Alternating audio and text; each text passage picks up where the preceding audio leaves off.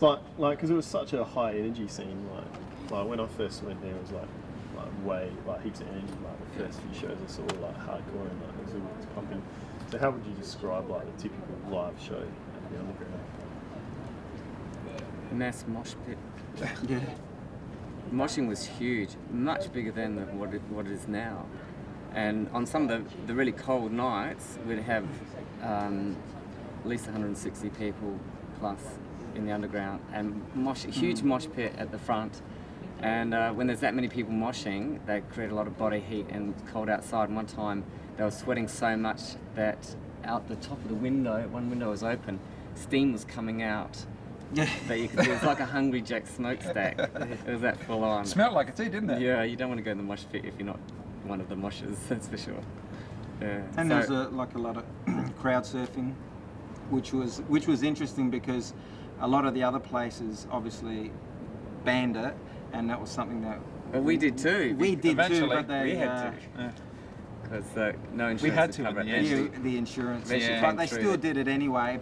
But what I found that was fantastic at the Underground, let's be honest, they still It's did true, it. okay. I still do it at home, it's all right. Yeah. I'm trying to shut it down. Well, that's it. But what was really great at the Underground with the crowd surfing, everyone would look after each other. It's not like some gigs you would go to, you know, if you go to Metallica and that, people just, they you know, slam dance and people just walk away and let them fall. Where with particularly the Underground, people were very careful as well, and you could see the whole attitude towards the whole music scene with the Christians. It was very different, and that's what made it, I suppose, a focus for a lot of people and a lot of non-Christians that came as well, because they could see there was like a bit of a family, a brotherhood, there were people looking after each other and that type of stuff. So It was a very social scene, yeah. so very social.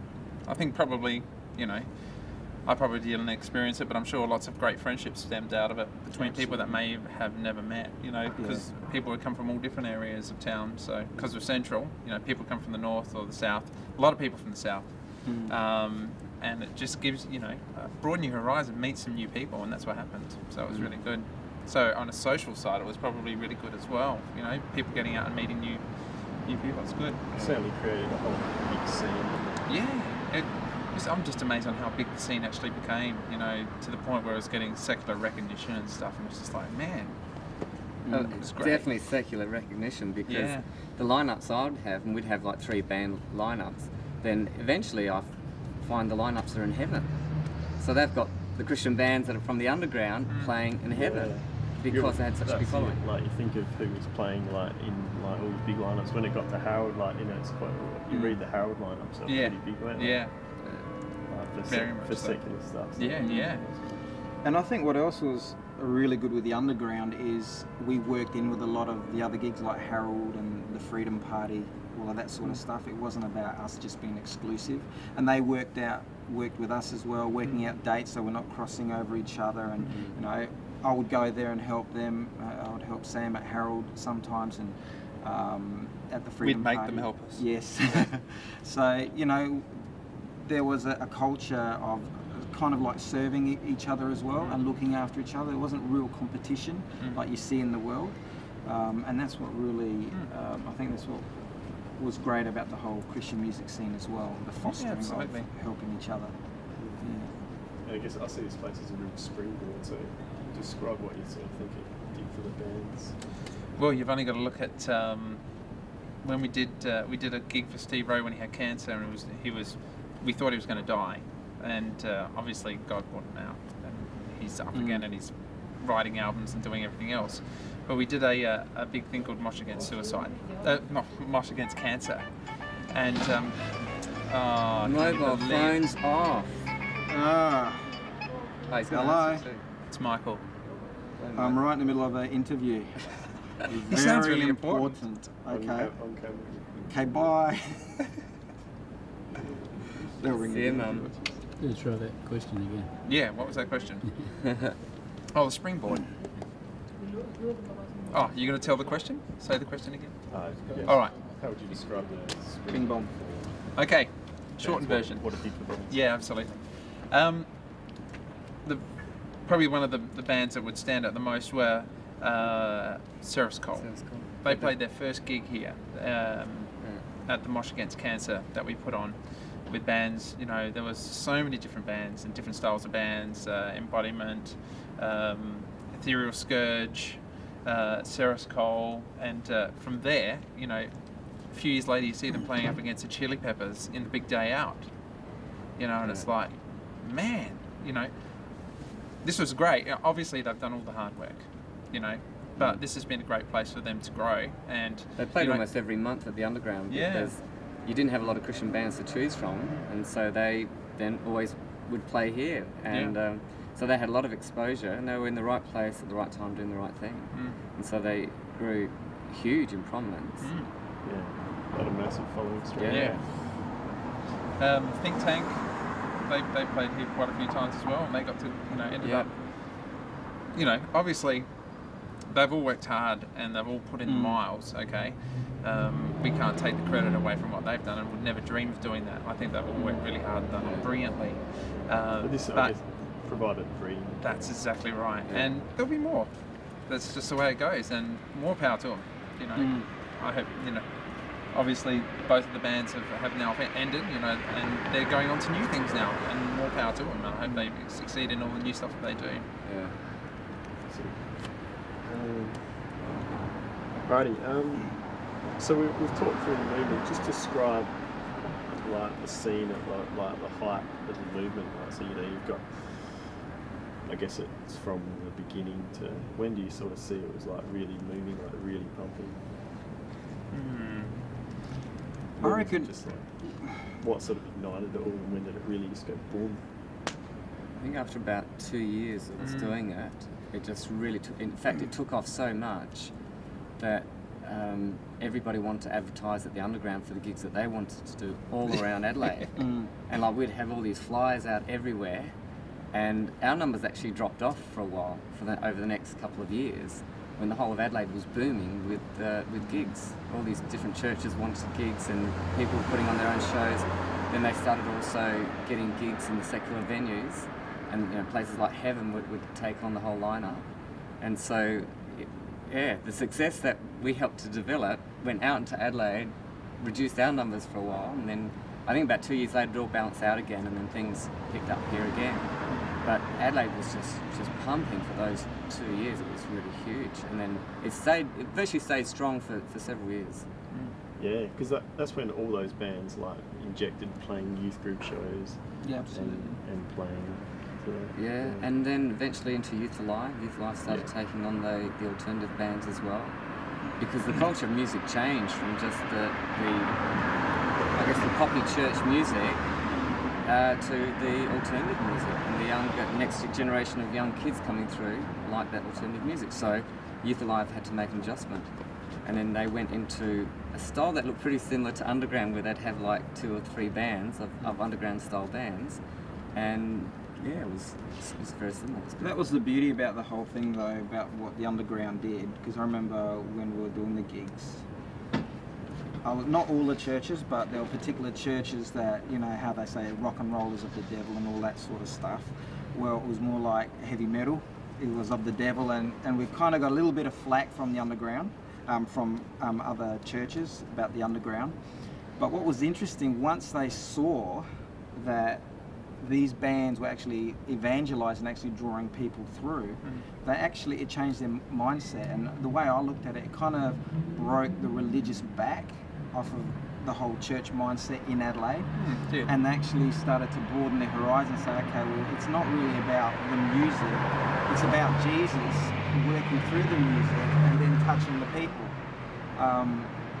And that's what I thought, gee, that's something the Underground really did really well with that, because it just went beyond being religious about music and just looking, okay, well, what's the real heart of it, and what is the fruit that is actually being produced, and really good fruit was being produced. And a lot of the particularly big churches saw it and they said, well, we've got to change the way we think, because the culture is changing, and we've also got to line up with the culture as well. And it doesn't mean it's from the devil, the culture, but life does change, you know, and we get different fashions. So I think that's something that, you know, I'm really proud of what the Underground has done, and what really God has done in the music scene as a whole. Really did some Brought around a lot of paradigm shifts for people. Absolutely. Yeah, because like this, it was just so different to anything. It wasn't like a new concept for Adelaide. Yeah, absolutely. It was different in that it wasn't, the underground venue wasn't a church that was a little bit altered for a band night. This is just a rented building that was set up, really was set up for church, but it was already painted in such a way and just looks in such a way that it just lends itself to it. It's a venue that's very suitable for it. And also being city central makes it easy for people to come from north, south, east, west. So it's a very easy location in the city. Well, it's the only Christian band venue, isn't it? It's the only dedicated Christian alternative band scene, band venue. Yeah. And we're coming up, actually, I think we're coming up to 10 years, about halfway through this year, of doing underground gigs.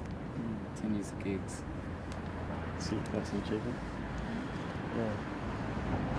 We should organise something. Yeah, I'm gonna A cake. I'll jump out of the cake. You jump out of the cake. Yeah. I bounce we'll do a really 10-year birthday party. Yeah. Do a big show. I think supernaturally also we have to look at it too. It wasn't just that it changed people, but because you've got the Holy Spirit behind it as well. Yeah. It was a supernatural thing. I remember when I was praying about it, I used to pray a lot about it. What, you don't anymore? Oh, yeah, Operation Canaan, we pray for you. Exactly. Exactly. But back then, when I was really involved with it, the Holy Spirit spoke to me and said, you know, that Adelaide, and particularly with the underground, is going to be like a springboard of bands going into the States and into the nations. And that's simply because God decided to do that, and we were, I suppose, vessels for that sort of thing. So there's a real supernatural thing behind the whole thing, and that's really an important thing to look at, not just looking at what man or woman has achieved, but really what God has achieved and what his plan is for the whole thing. And that was really what our driving focus was, is really just seeing people getting touched by God, you know. Particularly we've got some fantastic testimonies of young kids who went to church, they got hurt, didn't like God anymore. Then they came here, and it's like, oh, gee, God likes this type of music, you know, and it brought a reality to them that they can connect with the Creator on a creative basis as well, and so it brought a lot of people back through that as well. So that's so important to recognise when we are doing these things as well, that God is behind it and He's there with a vision for it, and really to get people saved and healed and build people up, and we were that vessel as well. And continually what Andrew is doing now is that Andrew is that vessel. So It's important as well to be very humble. Like, we were never, it was never anything done out of pride, you know. It was always done out of service, and that's also, I think, a secret of its success. No pride. It was just like, you know, everything was God inspired, you know. We loved it. It was great, you know, but we were never proud. We just enjoyed doing it and Yeah. enjoyed relating together and seeing people have a lot of fun. The music was enjoyable, and so it's just a really nice scene to be in. So there wasn't really anything to be proud of as such. We weren't thinking about it on that perspective. It was a part of our culture. Just doing We just what was loved part doing of it. our culture. and it was good to like meet up with a lot of the guys in the bands as well. You know, chat with them, see where they're at, and see them getting excited and moving forward with the stuff of God, what God has laid on their hearts in their music, and just catapulting out. You know, and as we know, some of the success, you know, Seraph's Cole and Embodiment 1214 still going now, and Think Tank, and Leslie does as well. So it's really good to look at the history of it as well and see how some of these bands really got, you know, excited about what they're doing and really had a passion for it. It's like with Darren Reed from Embodiment. He's got still such a passion for what he's doing, and I think it's something that you can look and say that's fantastic, and look at, oh gee, I'd love to be like that too, have the endurance what he's doing, because as he was going through with his band, they've had a few lineups, even changed their style, you know, and it took Darren. Just a simple dedication. Absolutely, and it took a risk to going from the death metal to the hardcore and then evolving again, but because of his passion for Christ and for his music and what he believes in, you know, it's just exciting to see that. So even bands like I remember Jeremiah's Cry. Jason, just the boldness he had when he used to play. He used to preach. He actually did a few like altar calls as well. So it's good to see that as well. You see a range of people where they're coming from in terms of even the music as a ministry to them. And that's what he took with it too. When he would go into the pubs, he'd do the same thing. So just a variety of bands, how they moved with the gifts that they had, it was just fantastic to see as well. Yeah. I do like for myself.